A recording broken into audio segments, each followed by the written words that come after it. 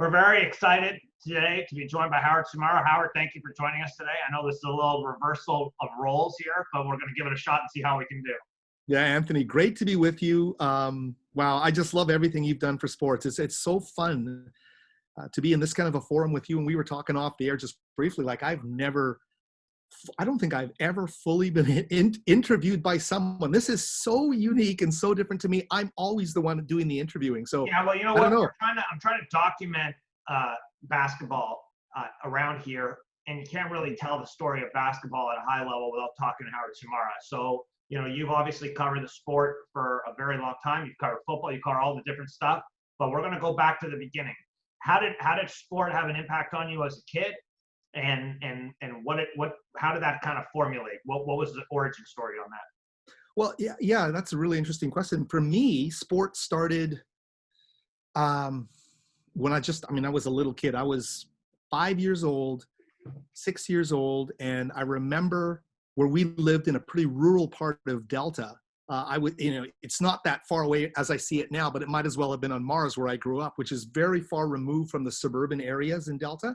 And I was unable to really participate in any team sports when I was a kid, all of that kind of stuff. But my dad was a huge hockey fan. And although hockey's not a sport like I'm known to write about or cover specifically, well, I'll tell you, the first time I watched Hockey Night in Canada, 1970-71, and I just somehow gravitated towards being a Montreal Canadiens fan. And Ken Dryden, he came up at the end of the year, and Montreal went on this most incredible run and won the Stanley Cup as an underdog team that year. And from that point on, I was hooked, like just absolutely hooked on sports. I started watching the Expos on CBC.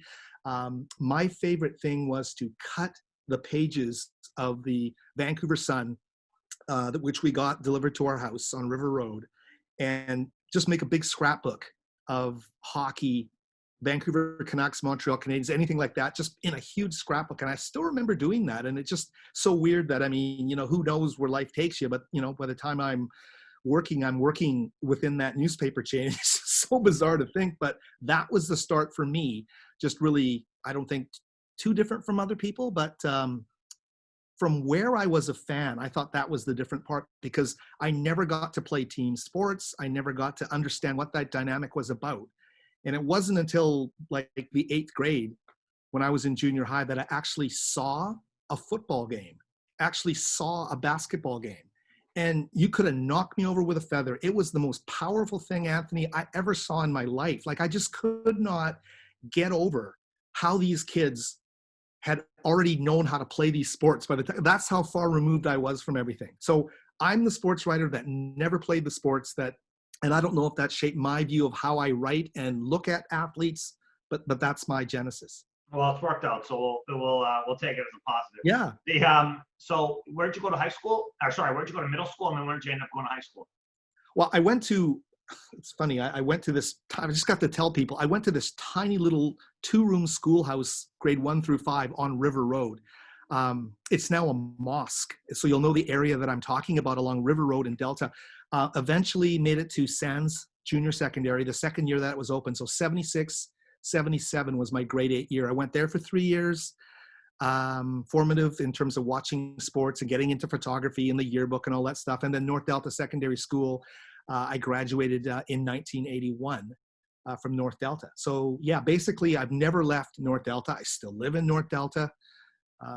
Once a Husky, always a Husky is what they say around these parts. Yeah, no kidding. We'll take it. So you graduated from North Delta. Where did you end up going to university, and what do you take? Where did I end up going to university? This is crazy, and you know, just based on the family, being part of a Japanese Canadian family and real blue collar, and I think all my cousins were going to university. I thought I had to do the same thing. I actually went to BCIT for 6 weeks, and I took chemical metallurgy. So let that one sink in. And I was so far out of my league coming out of high school that in 6 weeks I quit. I came home crying to my dad, I cannot do this, you know, kind of just had an odd job until the end of that year, and then enrolled in the journalism program. It was a 1-year program in the fall of 1982 at Kwantlen College in Richmond. And just took it from there. I got a job right out of that program. 2 or 3 months after I graduated, I was already working, and basically just took it from there. Where'd you get a job? I got a job. I got a job in Houston, British Columbia. So, I mean, I can remember leaving home at 18 or 19, packing up this Ford Comet, this 1973 Ford Comet with everything I owned, and had no clue what I was doing. And took me 2 days to drive up north to Houston, which is in the Lake District's country. It's a really nice area. But I drove into town and it said, "Welcome to the moose capital of the world." And I was, again, out of my element. I got to cover everything, and even covered, my first high school basketball team, the Houston Wolverines, of all teams, a single A team. And really that kind of set off my whole love of high school basketball. Just getting a chance for 1 year, far away from home, with nobody really reading my stuff except maybe 100 people in the town, writing about the high school basketball team up there. I mean, what an interesting, like one of the things I keep saying this every time, but the path to the end result is very rarely like this. It's like you got to do one of these. So you end up in Houston. You do that for a year. Where are you going now? Well, I was actually there for like 6 months, just in the winter. I got a job at the Delta Optimist in Ladner, a terrific community newspaper. It's still around. That would have been from, I believe, February of like 84 till the summer of 86, right when Expos started. I remember the weekend that Expo 86 started, I started at the Now newspaper chain as its sports editor. So this is a chain that kind of came out of the old Columbian newspaper. A lot of those workers got this new newspaper chain going. And when I got that job, Anthony, it wasn't just, they weren't separate papers. I was the sports editor for the Burnaby Now, the Coquitlam Now, the Surrey North Delta Now, and the New Westminster Now. And they each came out twice a week. And literally the size of those sports sections was huge. And we were even using typewriters when I started there. So, I mean, I covered everything. And that is the place where I put my plan into action. I was buying the USA Today, which you had to look for in those days on the newsstands. And I looked at how they covered high school sports. They had a Super 25 boys and girls basketball rankings. And I said, I'm doing that. So I started doing a Super 25. I was there for 4 or 5 years. And eventually the guys at the province saw those rankings. And they said, like, come on over to the province. We'll hire you for the summer. Do you want to take a chance? We can probably hire you full-time, in a year or so. So I quit working at the Now when I went there, not knowing I had any guarantee at all.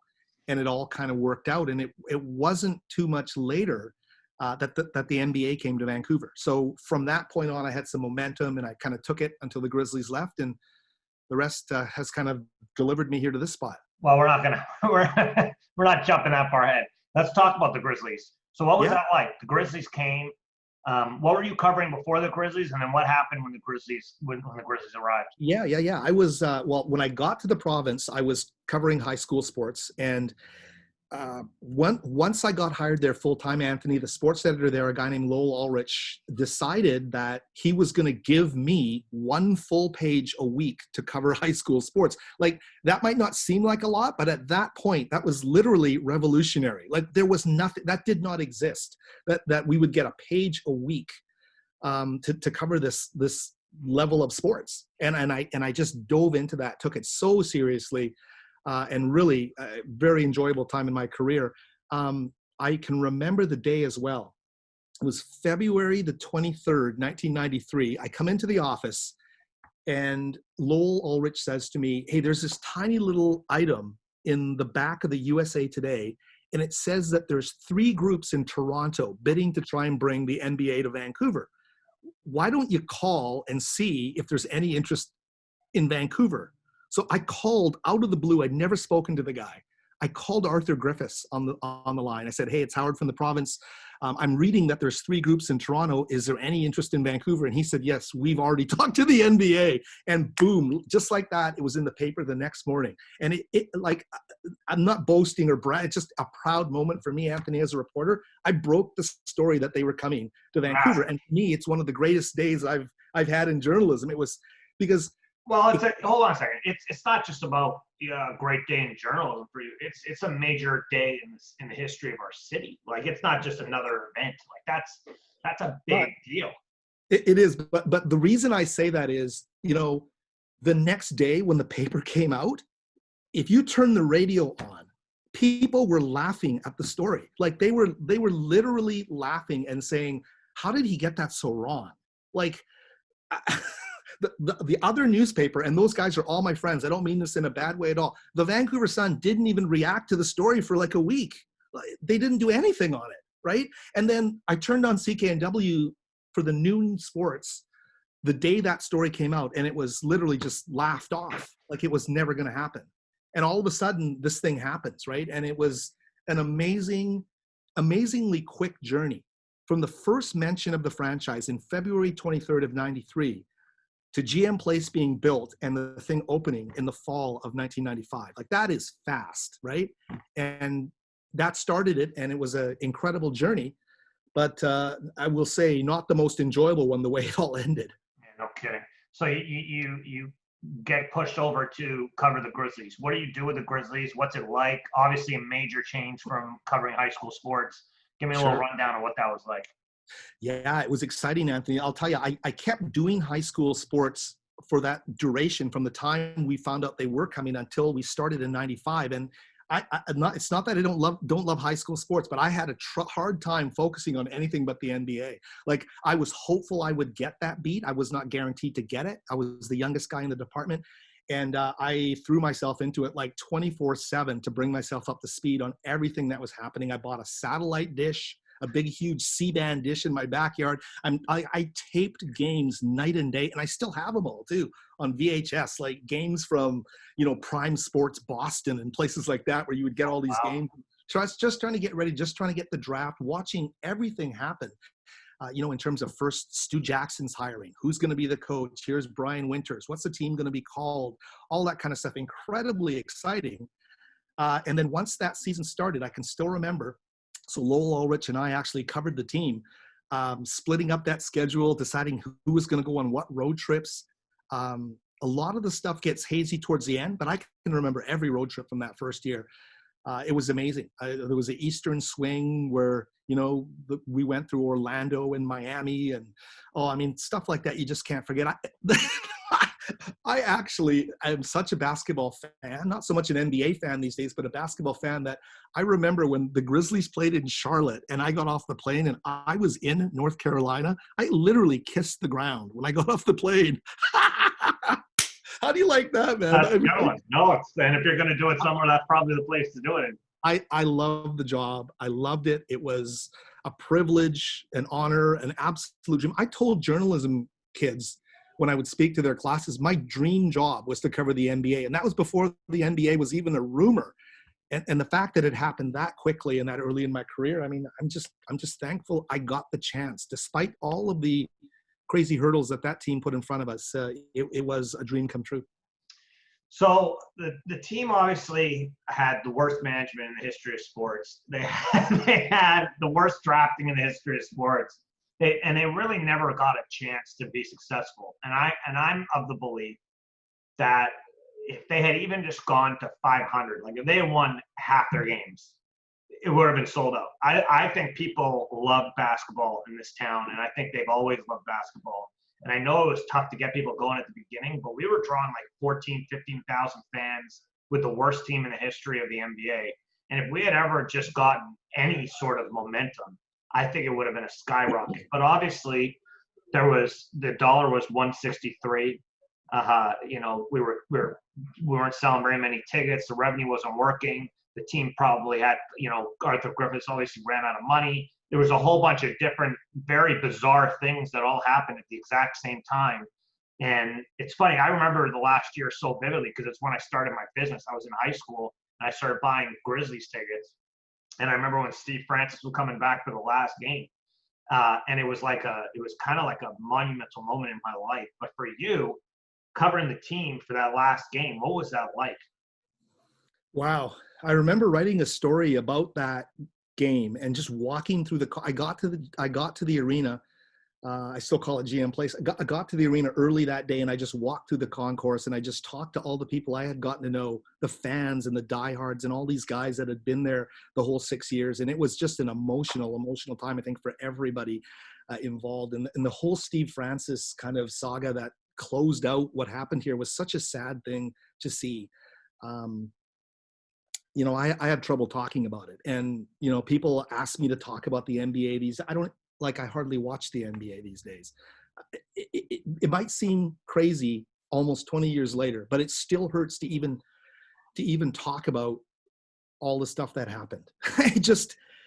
Because it was such a slow death, Anthony. Like, we started hearing from the Bill Laurie Walmart guy coming in and just being brazen about saying, yeah, don't ruin this moment for my family, but I'm buying this team. And it was clear he was going to move it. David Stern said, no, here comes, Michael Heisley.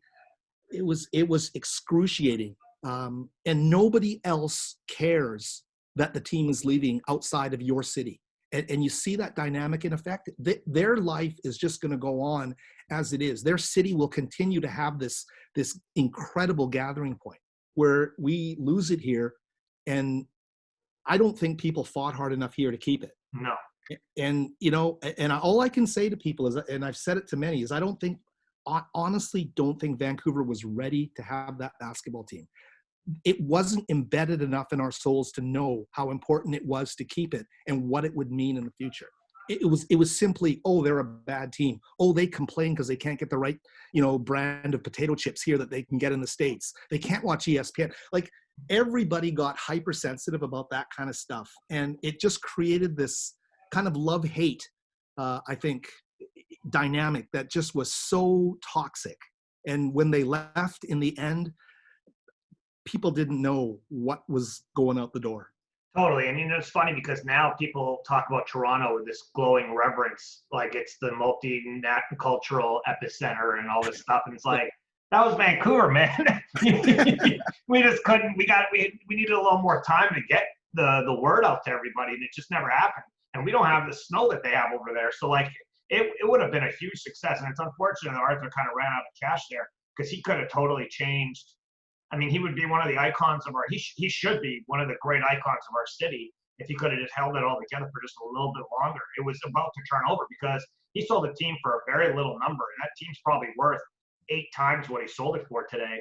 And it's a very interesting scenario. So anyway, let's go back to high school sports. So when you started, what was the first team that kind of got your eye and kind of got you excited to go to a high school basketball game to cover it? Oh, for me, it was the Richmond Colts. Because I started covering high school basketball in the Lower Mainland area probably in the mid 80s. And by 87, 88, 88, 89, those were the two great Colt teams that won back to back. And I mean, it was amazing to watch those guys play. And the fact that team, you didn't have to just measure that team against the local competition. Bill Disbro had enough vision to test his guys against the teams that you could read about in the papers. There was no internet, but you could read about DeMatha. If you looked enough, you could find out that Morgan Wooten, their head coach, was one of the greatest coaches in the history, of U.S. high school basketball. And here they were coming to UBC to play Richmond. Just amazing. And to watch that team go undefeated 2 straight years against BC competition at the highest tier, that's an ingrained memory for me with Ron Putzi, Joey DeWitt, Brian Tate, all those guys. That's the first team that I can say I truly remember as a great team. Yeah, and they were. But the thing is, Bill did a great job of getting people involved and getting to the games and filling the stands and trying to create something cool, like bringing DeMath up. Broden actually interviewed him, and he was telling these stories, and I'm like, this is unbelievable. I actually started texting Putzi after. I'm like, this is crazy, these stories. Like, and he brought Bob Hurley Sr.'s team as well. I mean, I wrote a piece earlier, right around the time of the provincials, that there's only 3 high school coaches in the U.S. Basketball Hall of Fame, and 2 of them played against Bill Disbro's teams in Vancouver. I don't think people think about the level of team he brought in here. It wasn't just a good U.S. team. It was the best programs that were there that came in here to play. And I think those who got a chance to watch that's a pretty special memory. So Richmond was obviously dominant for quite a while. What was the next thing that you moved on to that kind of like caught your eye? Let's go through the history of the major impact teams that have kind of, got your eye. Well, and I don't want to stick just with the boys, but in that regard, you know, the North Delta team that won it in '90 with Mitch Berger and Chad Johnson was an unbelievable basketball team. And Bill Edwards, who has been a teacher in the schools I went to as a kid, was coaching those teams. And it was an amazing experience, you know, to watch North Delta. And then, of course, by '92, you know, Steve Nash at St. Mike's was, it's funny. People say that he wasn't the player that he was going to become, and he didn't have the same level of kind of not hype's not the right word, Anthony, but the same level of what his future was going to be. People say that none of that showed in high school. I completely disagree with that. Like I saw Nash play at the BC Junior Boys Championships at St. Thomas More in 1990, and I couldn't believe him. Like I thought he was unbelievable. And so I think that if somebody was to say to me, who was the greatest high school basketball player you watched, not who was Canada's greatest, who was the best BC high school boys basketball player you saw, I would still say it was Steve Nash. Like some people might pick other players more flashy in terms of the points per game and that kind of stuff, but just in terms of that overall game, Nash was the guy. I still believe that. And I just had this sneaky feeling when he went to Santa Clara that something was going to happen. Yeah, well, and it worked out for him too. Yeah. So you got Nash, and then who else? What's the next one? What's the next one that kind of was the memory that sticks with you? Well, I remember that game in March of '95 at the Agrodome, and that would have been Ladysmith winning the BC championships. I think they beat MEI in the final, but I have never seen, and I've said this many times, Tony McCrory's performance for Ladysmith. I've never seen one guy have the mantle thrust on him to the extent that he did, and everything went through this one guy, and he led them to the title. And I thought that was cool because the Grizzlies were starting their first season a few months later, and Stu Jackson had already been hired as the GM. And I remember he said to me, he could not believe Tony McCrory and the fact that every time they went down the floor, you knew that the most pivotal moment in the offensive end of the floor was going to go through him, and he still delivered. And to this day remains to me maybe the best single game performance I've ever seen. There's been so many great ones, so I'd hate to cheat any of them, but that '95 final with McCrory was at another level for me in terms of what I've watched. So that would take me right to basically before I started covering the NBA. Okay, talk about the Agrodome for a second. You know, as a kid growing up, you know, my grade 7 teacher took me to the Agrodome with my basketball team to go watch a game. It was kind of like hollow ground for me. You know, obviously we're both friends with the people out in Langley, and they employ you and all that stuff, and we love Langley and all that stuff. But Agrodome was like the deal, man. Like it was the place. It was fantastic. Talk about the atmosphere of covering stuff at the Agrodome, and like I got into a fight with Winslade about Kyle Wilson. I'm like, Kyle Wilson, the fact that he's not on your list is insanity. And he sold out the building. Like sold out the building. And then he gave me the, you know, he didn't play the year before and all this shtick. And I'm like, I don't care. He sold out the building. And I know there's other people who sold it out, but it was the first time that I had ever heard of it being sold out. And it was a magical place. It went 3 deep in the back. It was full to the brim. The fire codes were not in effect that night. Like it was everything that you would want. And it was probably one of the cooler atmospheres ever to watch a game. And this little school with obviously a regional appeal, they were in that game, and they were the show. And so talk a little bit about the Agrodome and the effect that it had on you while you were watching these games. Oh yeah, for sure. First off, I should just say, with regards to Kyle Wilson, hey, wish I saw him play. He was in the era that the NBA was in town, and I never saw him play. Never. I mean, Steve Ewan obviously would rave about him, and I realized the quality of player we're talking about. But just speaking to the Agrodome in particular, as a working journalist, Anthony, it was a living hell to cover basketball games in that place. We were balanced on plywood beams. Dan Stinson from The Sun, I still remember this, leaned back in his chair, thought this is a nice relaxing time, that leaned back in his chair, and it flipped, and he fell underneath the planking. Must have fallen 4 or 5 feet, almost underneath the risers. Like, it was so tough to work there. Parking was horrible. Amenities were not there. It was an absolute hell to cover games there. But once they threw the ball up and they played, it was unbelievable. Like the sight lines in there, in a full house, the way the sound reverberated, it was an amazing place to watch a basketball game. And you know what? I love the LEC. I love the ease of it. I love going from gym to gym.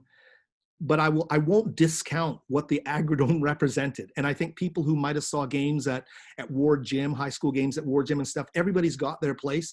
For me, the classic finals have still, it hasn't been at the LEC long enough yet, but the Agrodome was an unbelievable atmosphere. And I saw it a few times sold out too. And you just can't beat that environment. No, unreal. And so you finish off with the Grizzlies. They leave town. You go back to high school right away?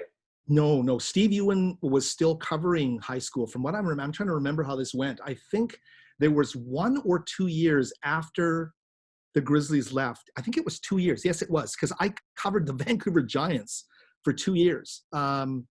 Their first 2 seasons in the Western Hockey League, I was the guy covering them. And let's face it, I'm out of my comfort zone there in terms of covering junior hockey. Don't really understand the whole culture of the game itself, but I did that.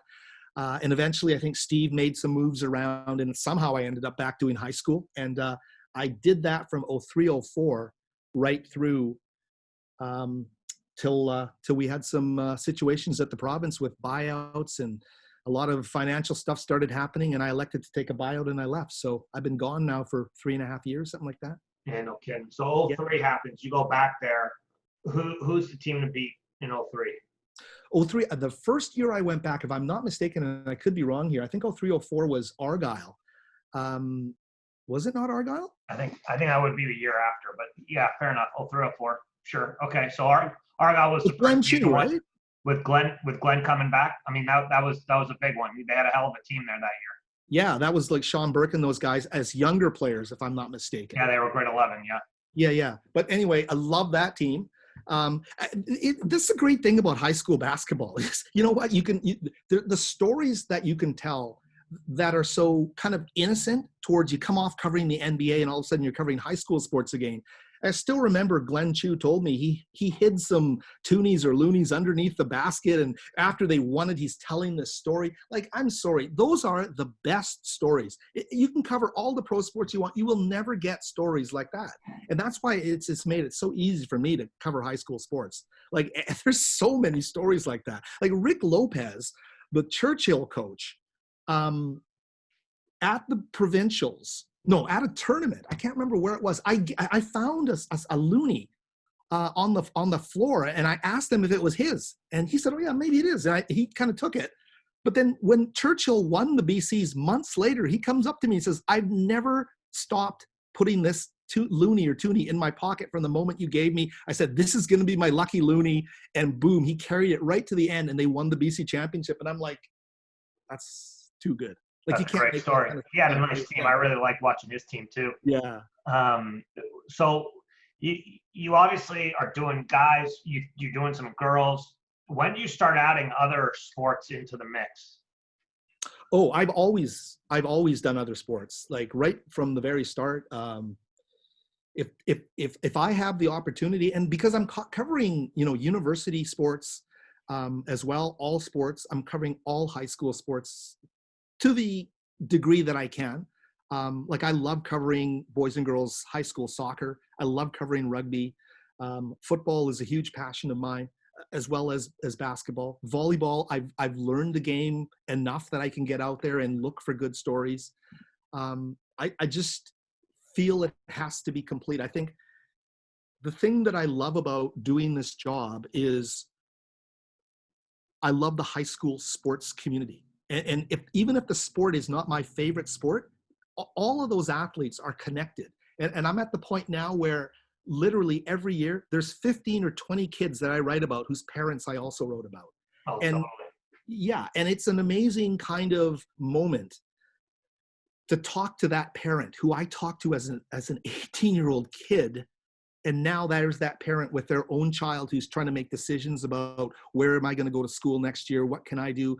Am I going to be rewarded for all the effort I put in? I certainly hope I can play at the next level. To see that dynamic taking place, and it just is like that. It just feels like it was yesterday. Totally. Well, when we started BK basketball, you wrote an article on it, and I remember taking it to the guys at Ani who were sponsoring our program, and they were like, Howard Tsumura. There can't be another Howard Tsumura. That's the guy from like when we were in high school. And I'm like, yeah, that's him. And they're like, oh my goodness, wow, that's awesome. They were so happy that you were writing. They were reading the article. They were thrilled that there was articles from Howard Tsumura being written still. So you you've kind of covered it for so long that it has come full circle for sure. Now we've talked a lot about basketball, but who would be like one or two of the athletes that you've watched in the other sports that have really stuck out? We've obviously had some pro NFL players. We've had some of the best volleyball players in the world. We've had some of the, all these other sports have kind of done it. What were some of the ones that really kind of stuck out for you? Oh boy. I mean, it's easy to say, like what, first off, just sticking with basketball really quickly, the fact that I got to cover 3 guys in high school that went and played in the NBA, Nash, Zachary, and Olynyk, to me, like that's a quota that an American reporter most couldn't meet. I mean, it's been an incredible honor to have done that. Yeah, football wise, I mean, hey, I can remember being at Abbotsford Secondary School, 5 or 6 years ago when Chase Claypool signed with Notre Dame. And you know what? That was a pretty neat moment to be there. And there was no reporters. There wasn't a single media outlet there. And I'm going like, well, he's going to Notre Dame. Is that not pretty big? And I think, well, actually, there was one TV camera there. There was a TV camera there, but so little coverage. And then boom, here he is being picked by the Steelers, and that kind of stuff. It really stands out. You really remember that. He stuck. Like, I mean, anybody who didn't see that one, yeah, your eyes aren't working. He stuck out like a sore thumb. He was just better than everybody. Like wow, he was better than everybody at anything. I remember watching him play basketball. I'm like, this guy's scoring way too many points. What's going on here? Yeah, no, and it's funny when you talk about that, I automatically think of Lamar Durant at Centennial when he was there and went to Simon Fraser and was so good, and of course now in the CFL with the Lions. But basketball wise too, what a phenomenal player. He was a scoring machine. So you could just write the list, and we could do this all afternoon. Honestly, there's been so many great athletes.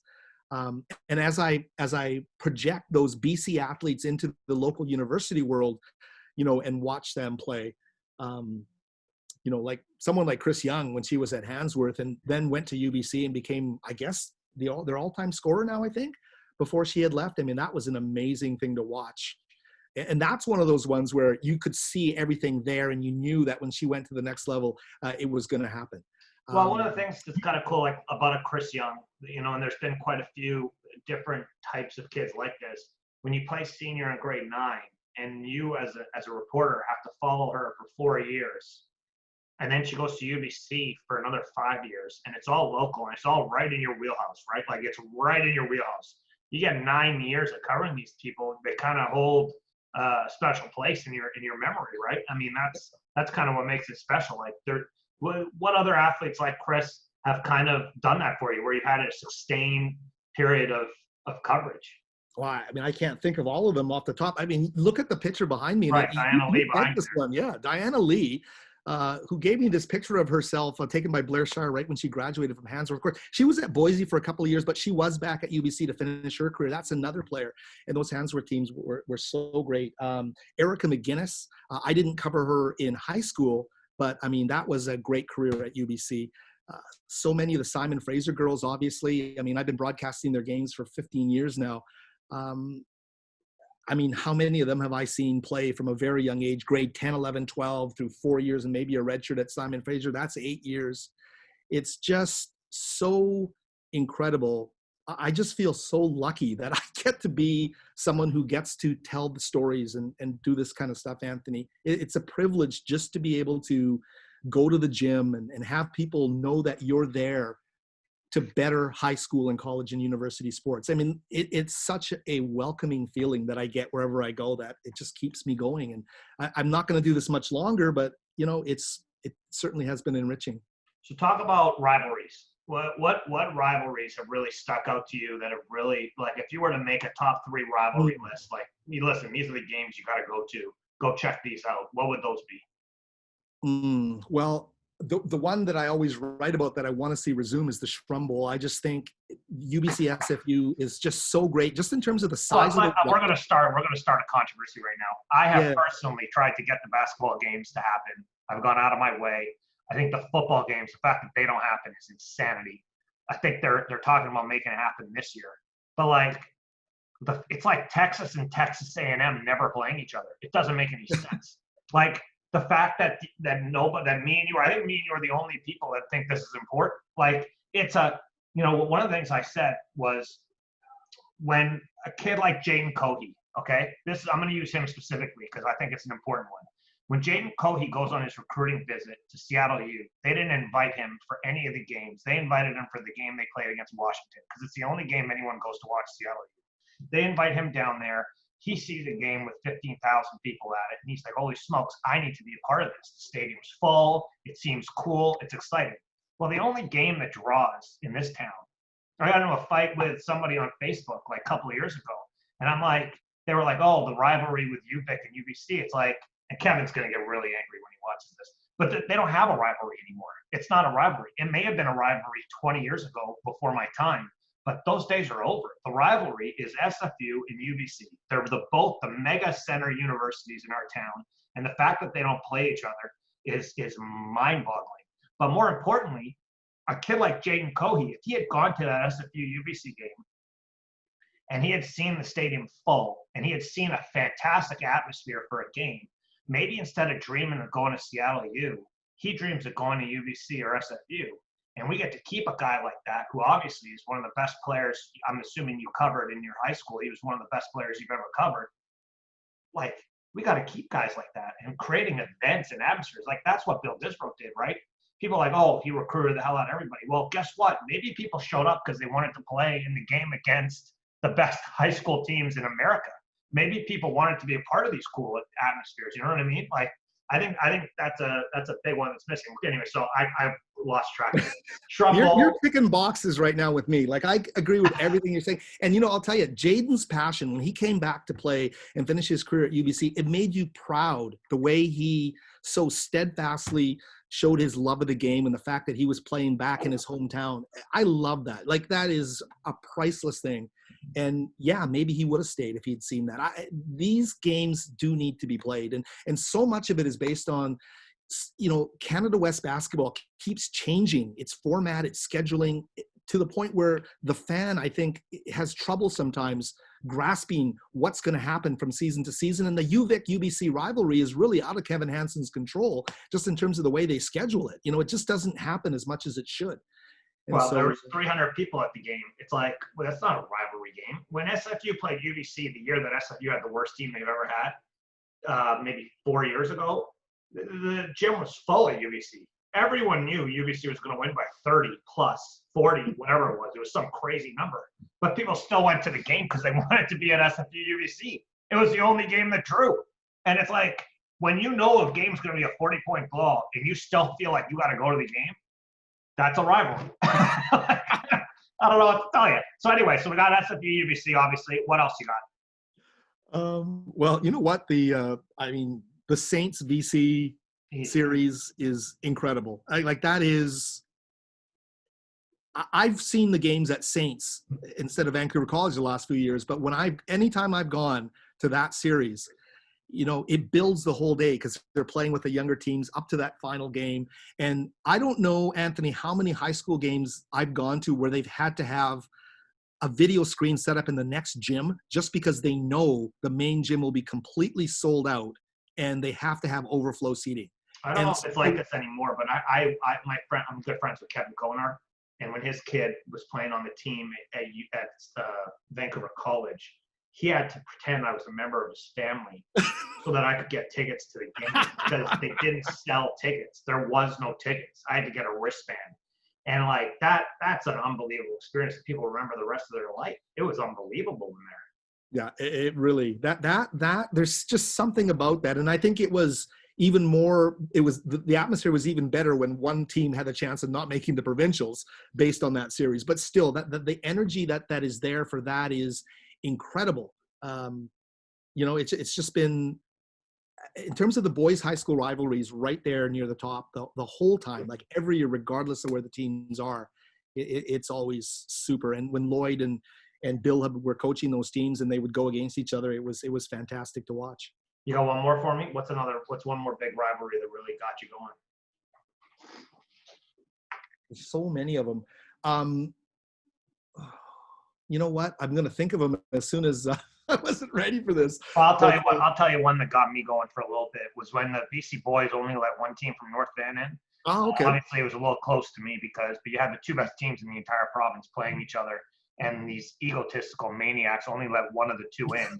And I'll fight any of them right now if they want to go, because that was outrageous. They were the two best teams in the province. The year Argyle won the championship, everybody knew they were the two best teams in the province, and they come up with these stupid formulas of why they can't let the other team in.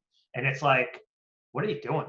And then so, the gym was full. I still remember were you there when Scott Morrison ripped the rim off the backboard? Oh, no, I wrote a story. Somebody sent me the pictures of it afterwards, yeah.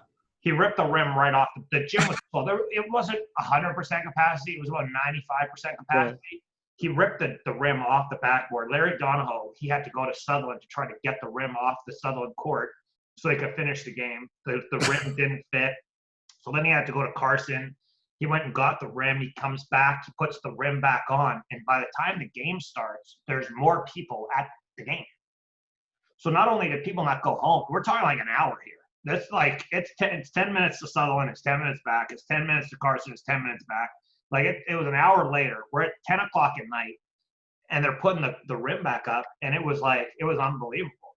And obviously they don't really have a rivalry anymore, but that was real. Like there was chanting. One of the things when they start making fun of the players, I find that funny because the great ones find a way to score more points when you make fun of them. You know what I mean? The great ones, I remember they were making fun of Kepke, and he would start hitting shots from like just past center, and he would start giving them he would start looking at people, and then they would start making fun of Burke, and he would make unbelievable plays, and then he would start looking at him, and then Kevin Shaw kept hitting threes, and then Sacre was a young guy, he was playing great.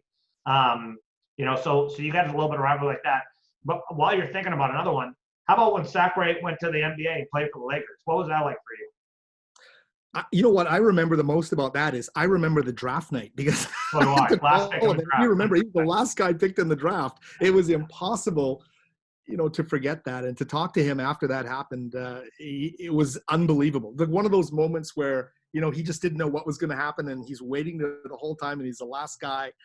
And that was so crazy to watch that happen. And he got into the perfect situation for him too, right? They didn't have anybody that they could. Most second-round picks never actually make the league, but they had such a high salary cap. Whoever they were drafting was making the team and staying because they needed somebody that wouldn't make that much money. Yeah. So he got to play with Kobe and hang out and do all that stuff. Like, what an unbelievable experience. How about Kelly Olynyk now that he's in Miami? And what's that like for you? Well, it's crazy because, I remember this kid. He had a growth spurt in a year when he didn't play because he was hurt. And I was at the game where he got hurt. He broke his shoulder. He was at Mercer Stadium quarterbacking the South Cam Titans football team, and he got sacked. And season-ending injury, I was there watching the game. And then he goes through the massive growth spurt. And then by the time he gets to his senior year, like that is the single most dominant player I've ever seen at the provincial high school championships. His senior year led the tournament in scoring, rebounding, and assists at his size, and was tied for the lead in block shots. Like that will never happen again.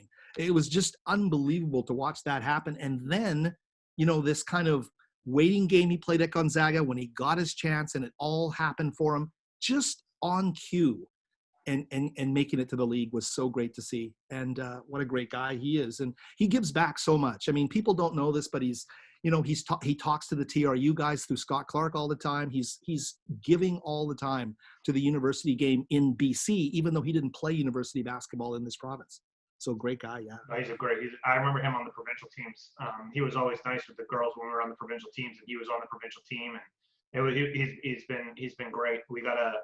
and I don't think people really realize like how successful he's been down there. Like, he's a big deal down there, and they've had an opportunity to get rid of a lot of players on that team, and he's the one guy they're not getting rid of. So I think that tells you something, because Pat Riley's he's the godfather, right? And he's like, Kelly Olynyk's my guy, stick around. And so that's kind of cool to see. That's so cool too. But my grade 8, I didn't play on the basketball team, but when I was in grade 8 at Sands Junior Secondary School, which is only in its second year, this is 76, 77, Ken Olynyk coached the grade 8 or the grade 9 boys basketball team. Kelly's dad was at that school. And I went back in my yearbook right around the time when Olynyk was really starting to make waves at Gonzaga. Yeah, that's his dad. He was at our school. I thought it was the same guy. So there's all these local connections, with all these guys. It's so great to see. Absolutely. So, obviously, you end up leaving the province. You had a cool opportunity to go work for the guys in Langley. Talk about the switch and what it's like to kind of be a free bird and get to do whatever you feel like.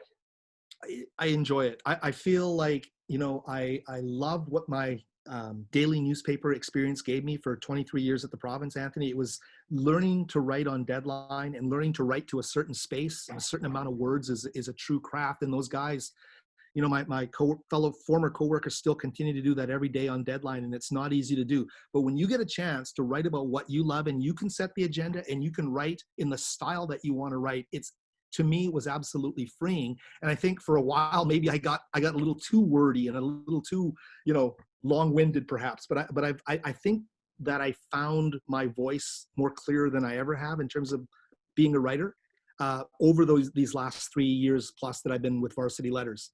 And it's been absolutely tremendous. It's to reach this point in your career where you're supported and you're able to write whatever you want to write is, I think, a dream for writers. And I'm glad and privileged to be in that position.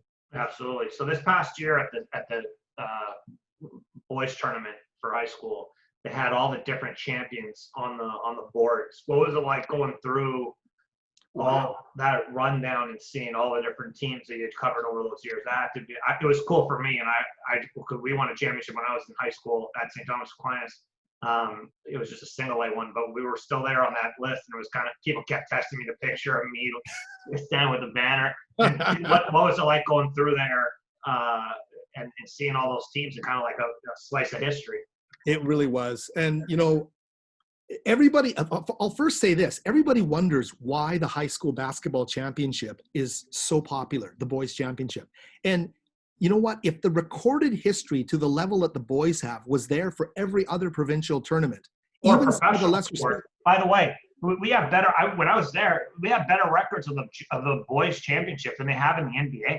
They don't have video of or recordings of Wilt Chamberlain scoring 100 points. They don't have that stuff. They when we were there at the dinner, they're playing audio. Winslate's dad had audio from the first tournament. I'm like, is this a joke? Where did they get this stuff from? It's like, it's all in the basement. We got it all. We got everything. Every score sheet, every championship game.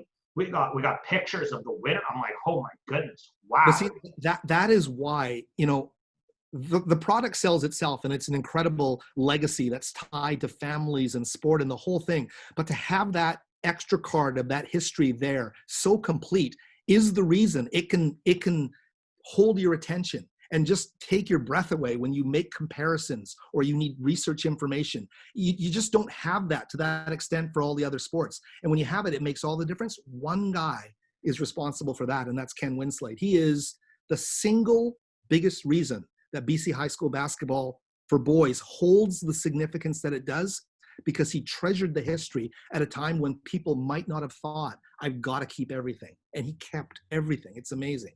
So I feel that's the reason. And talking about going into that room, I mean, I couldn't leave once I went in. Like I was 10 minutes at every single team just looking at it. It was incredible to watch. And 75 years, the anniversary, I don't think they could have done it better.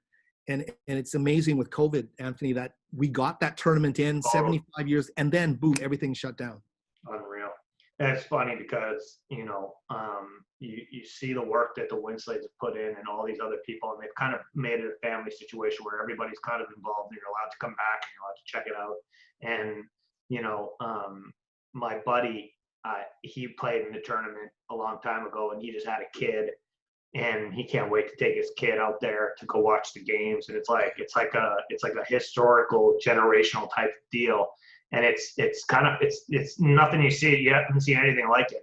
And so I'm curious to see, obviously there's going to be some stuff with BC school sports, but I think hopefully people smarten up and leave them alone a little bit, because what's happened with that tournament is it's one of the great generational reminders of how cool something in school can be. Because a public school and private school and all these schools, they've changed so many different things, and very few things are the same as they were back in the day. But this one tournament still has the history, it still has the thing. Well, anyway, I'm going to say thank you so much. Personally, I've enjoyed being a part of your journey. I've enjoyed watching your journey. I've enjoyed reading your articles. I love how you put them all together. And when I started coaching in 2002, I remember when you wrote your first article on one of my teams a couple of years later. It was a monumental moment. We were in the province. It was a big deal. And now we're full circle and we're here today. And I really appreciate it. I just want to say thank you. So thank you so much for that. And it's been great. Well, thank you for being such a great friend, Anthony. You're always there for me. I can't say enough for what you represent to so many people. And you're a visionary in what you're doing. We're so glad to have you, as like so many people enter this forum and just leave. They don't stick around, and that's what you've done. And I love that about you. And I thank you for having me on today and letting me, like I said to you, this is my 38th year in the business, and I've never been given the forum to just tell my story. So it's been really fun, and thank you for that. No, it's been great. And one of the things is, the things that made me successful are my grade 7 basketball coach and like grade 7 principal. So basketball has had such an impact on me personally, but obviously it's had a huge impact on you. And you're closing in on 40 years. I'm excited to see it. We'll have a big party. And thank you so much, Howard. We'll talk soon. All right, Anthony. Thanks so much.